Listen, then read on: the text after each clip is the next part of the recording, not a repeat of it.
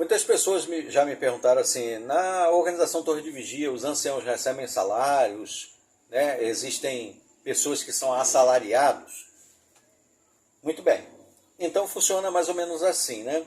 Por exemplo, em algumas igrejas, igrejas pentecostais, igrejas protestantes, em geral, o cargo de pastor e tal é como se fosse uma profissão.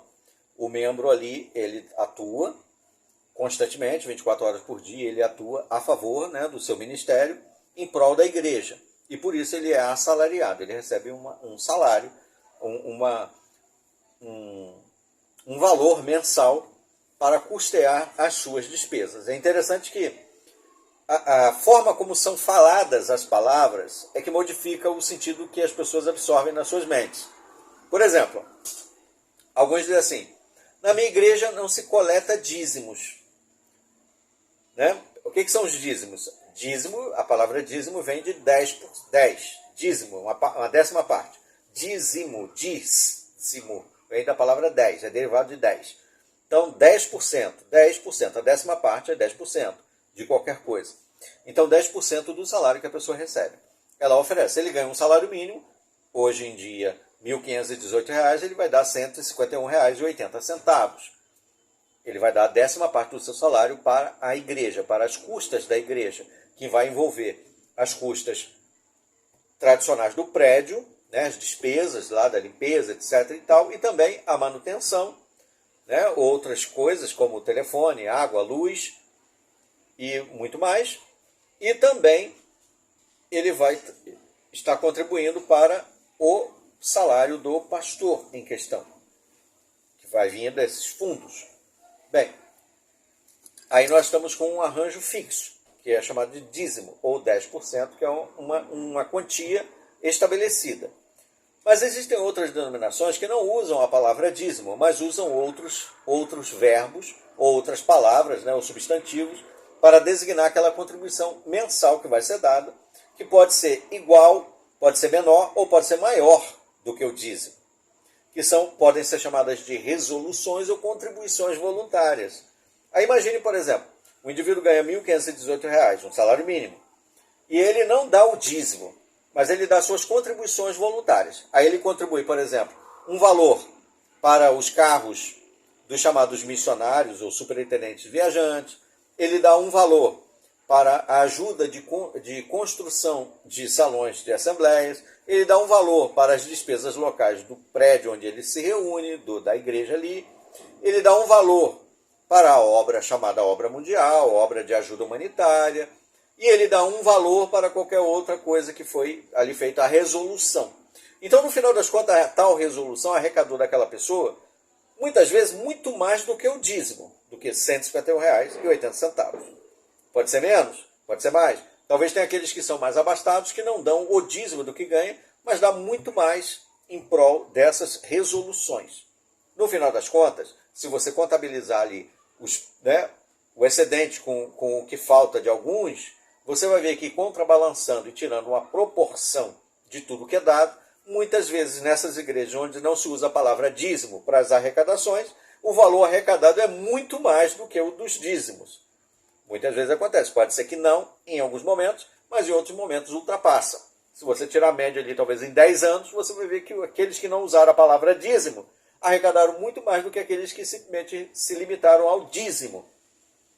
Então isso dizer, nós não arrecadamos dízimo, portanto nós somos a única religião verdadeira, tecnicamente e matematicamente falando, muitas vezes não quer dizer absolutamente nada. Só são joguetes de palavras. Agora, quanto ao salário dos pastores e daqueles que exercem cargo de liderança. Talvez alguns dizem assim, na minha igreja, os que exercem cargo de liderança não ganham salário, não são assalariados. Bom, a palavra assalariado, salário, saldo, sal, que era uma unidade de medida de pagamentos antigamente, soldo, que era dado antigamente pelos soldados romanos e muitos outros no passado, é traduzido assim, se eu não ganho um salário, então eu não sou assalariado. Bom, mas se eu recebo uma quantia todo mês específica, não importa qual é o valor, aquilo não é mensal, é uma mensalidade, então tecnicamente é um salário. Talvez não seja o mesmo valor do salário mínimo, pode ser menor ou maior, mas é, da mesma forma, algo mensal pago ritualisticamente, ali, contratualmente falando, regularmente, portanto, mensalmente eu recebo alguma coisa. Você pode chamar do que você quiser. Você pode chamar de ajuda de custo, de uma ajuda, de bônus, de mesada, não interessa. A forma como se fala aquilo que é dado não faz a menor diferença para o propósito pelo qual é dado. Porque o pastor que trabalha 24 horas por dia ali na produção de discursos, de palestras, de consultas, de pastoreio que é feito à igreja, a manutenção da igreja, o cuidado todo que ele faz, ele vive para aquilo. É a função sacerdotal dele. Ah, mas ele podia trabalhar, ele podia fazer o que ele quisesse da vida dele, isso não é problema seu nem meu. Da mesma forma que o líder da sua igreja vive lá na sede mundial e não trabalha também, ele não tem uma carteira assinada em algum lugar, ele não vai para uma empresa, ele não pega trem, não pega ônibus, nem nada, ele está lá na sua sede mundial, na sua gráfica, ou onde quer que seja. Ah, mas ele está lá, mas ele está trabalhando em prol da obra mundial. Não interessa, você não entende que ele está trabalhando para o reino? E, portanto, ele pode gozar livremente de receber benefícios financeiros mensais fixos todo mês, que é o seu salário. Ah, mas é uma ajuda de custo. Não interessa o que você quer chamar. Você quer chamar de ajuda de custo? Você quer chamar de mesada? Você quer chamar de brinde? Você quer chamar de quê? De jujuba? Ah, o que ele recebe é uma jujuba. Não interessa como você chama. O fim é o mesmo. Ele recebe um valor financeiro, monetário que seja, em troca daquilo que ele faz. E o que ele faz? Ah, ele trabalha em prol da obra mundial. O pastor daquela igreja trabalha em prol do que eles chamam de obra também, do reino mundial. Ah, mas lá a religião fala, é a opinião sua. Então isso não está em questão. O que está em questão é que cada um faz a sua função do jeito que faz. Por exemplo, na Sociedade Torre de Vigia, né? Por exemplo, tem lá o superintendente de circuito. O superintendente de circuito é um ancião. Por exemplo, eu fui ancião por quase 20 anos. Só que eu era um ancião que eu sempre trabalhei para sustentar minha família. Sempre trabalhei para poder custear as minhas despesas. Nunca fui para um salão de assembleia, nem para algum lugar de graça. Nunca ninguém bancou nada para mim, para eu cumprir minhas atividades. Quando eu ia dar discursos nas congregações, eu ia com o meu custo, ou pagando passagem, até quando eu tive a oportunidade de comprar um veículo, depois de mais de 10 anos de ancião, eu trabalhei bastante, suei para comprar o meu primeiro veículo, mesmo assim, era eu que pagava meus combustíveis e despesas, IPVA e tudo mais. O superintendente de circuito é um ancião, tal como eu fui, só que ele é um ancião que não trabalha. Ele é um ancião que não trabalha, então ele come como? Às custas dos irmãos. Quem paga as suas refeições semanais são os irmãos, porque ele toda semana visita uma congregação, e aquela semana aquela congregação tem que pagar o almoço, a janta, tudo, todo o lanche, e no final da semana da visita eles ainda dão um reembolso das despesas que ele teve. Além disso, a sede do país também dá uma mesada para ele e para sua esposa, se ele for casado. Ah, mas ele trabalha bastante. Não interessa o que você acha que é trabalhar bastante. Trabalhar bastante é isso? É preparar discurso para fazer para os irmãos, olhar as contas da congregação? É isso que é trabalhar bastante? Bom, eu trabalhava muito mais do que isso, porque além disso tudo, eu ainda sustentava a minha família. Eu também cuidava das contas, também fazia discurso, também preparava discurso, também fazia visita de pastoreio, também fazia pregação de campo. Tudo isso, discurso, congresso, assembleia e tudo mais. Tudo que um superintendente de circuito faz, eu também fazia. A diferença é que ele não trabalha, secularmente falando. Ele não tem uma carteira assinada, ele não tem um ofício. Ele só vive disso. Então, da mesma forma, o pastor daquela igreja lá que ganha o salário dele, ele também só vive daquilo. E ele tem família para cuidar. Muitas vezes o pastor é casado, tem filhos. O superintendente de circuito, em geral, não tem filhos. É só o marido e a mulher e são solteiros. Porque a preferência da organização Torre de Vigia, nesse caso, é que eles não tenham filhos. Quando tem filhos, aí eles têm que abandonar o serviço e cuidar da família. E aí está lascado. Ele vai ter que pegar o trem, vai ter que pegar o ônibus, vai ter que sofrer. Assim como nós sofremos no dia a dia, que é natural para um ser humano, para um chefe de família aqui no Brasil. Mas aí você vê que não há uma diferença tecnicamente falando, entre o superintendente de circuito e o indivíduo que trabalha cuidando daquela igreja ali. Ele ganha o salário dele lá. Ele ganha o salário dele porque ele faz aquilo lá. O superintendente de circuito ganha o que ele ganha porque ele faz isso aqui e aqui. Colocando na balança, os dois fazem a mesma coisa e ganham da mesma forma. Eu ainda digo mais que o pastor daquela igreja lá que tem filhos, ainda se sacrifica para cuidar dos filhos, coisa que o superintendente de circuito não tem, filhos. Essa é uma grande diferença, não acha não? Agora vamos colocar aí o líder da igreja, né? O líder lá, por exemplo, o membro do corpo governante, ele trabalha em quê? Qual é a profissão dele? Ele é pintor? Ele é pedreiro?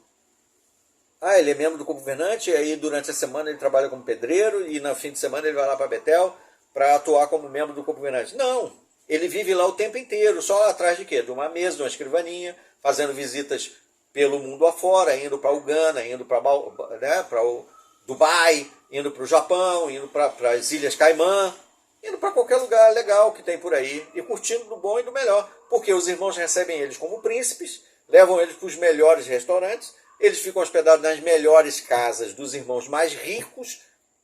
Não adianta vir com essa conversa fiada de que, mas irmão, não interessa. Nós que fomos, eu estou falando porque eu fui membro há quase 30 anos, nós sabemos que não é assim que funciona. Eles vão para as casas dos irmãos mais ricos, mais abastados, vão ficar nos melhores hotéis, se ficar hospedados em algum hotel e não na casa de algum irmão.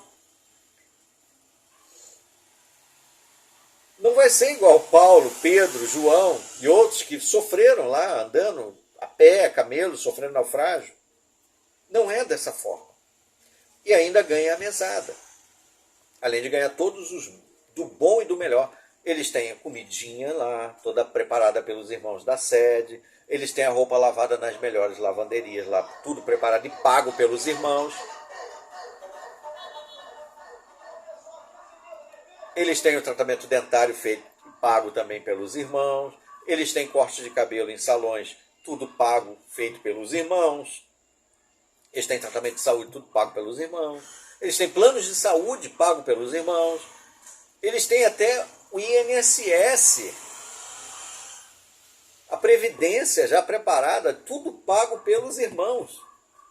Coisa que você não tem, talvez. Você que trabalha por conta própria para sustentar a sua família. E aí eu pergunto, qual é a diferença deles para o pastor da igreja? Ah, mas tem pastor que tem avião. Tem pastor que tem avião, mas tem muitos que não tem. Tem muitos pastores que vivem muito mal, enquanto que os líderes da Sociedade Torre de Vigia vivem muito bem. E alguns deles, quando vêm aqui no Brasil, por exemplo, quando o presidente da Sociedade Torre de Vigia, Robert Ciranco, veio aqui em fevereiro, ele desceu do avião. Você acha que ele pegou o carro e tudo mais para ir para Betel, para lá em Cesarolândia? Ele foi de helicóptero. De helicóptero. Eu nunca andei de helicóptero. Eu nunca tive dinheiro para pagar uma viagem de helicóptero. Eles vão de helicóptero. Quem paga isso? Aí vem o indivíduo para defender o corpo governante, para defender a sua organização religiosa, e dizer, não, mas lá nós não arrecadamos dízimo. Meu filho, presta atenção, leia, estude, observe, faz a comparação direito. Ah, mas lá os meus líderes religiosos, eles trabalham, os pastores também trabalham. Ah, mas o que eles fazem não é trabalho, na sua opinião. Na opinião deles, o que vocês fazem também não é trabalho. Então, entre uma opinião e outra, está no mesmo peso. Mas lá eles só ganham uma ajuda de custo, é só uma palavra. A ajuda de custo é só uma palavra. Eu não precisava nem de salário. Ó, se eu fosse um membro do corpo governante, eu não precisava ganhar salário. Quero viajar? Tá pago. Quero um terno? Tá pago. Quero corte de cabelo? Tá pago. Quero tratamento dentário? Tá pago. Quero tratamento de saúde? Tá pago. Eu não preciso pagar nada. Eu não preciso nem ter cartão de crédito. Eu não preciso ter um dinheiro na minha conta bancária. Porque tudo que eu precisar já está pago. Será que não percebeu ainda a diferença, vamos dizer assim, dentro de uma lógica razoável, um raciocínio razoável, do que está acontecendo? Bom, cabe a você aí chegar à sua conclusão. Isso aqui é só um alertinha para você prestar atenção, porque muitos estão sendo feitos de trouxa em grupos religiosos, achando que os seus líderes são muito humildes. Ele fez um voto de pobreza. Olha, ele vive na miséria. Vive mesmo. Será? Raciocina. O tempo ainda há tempo.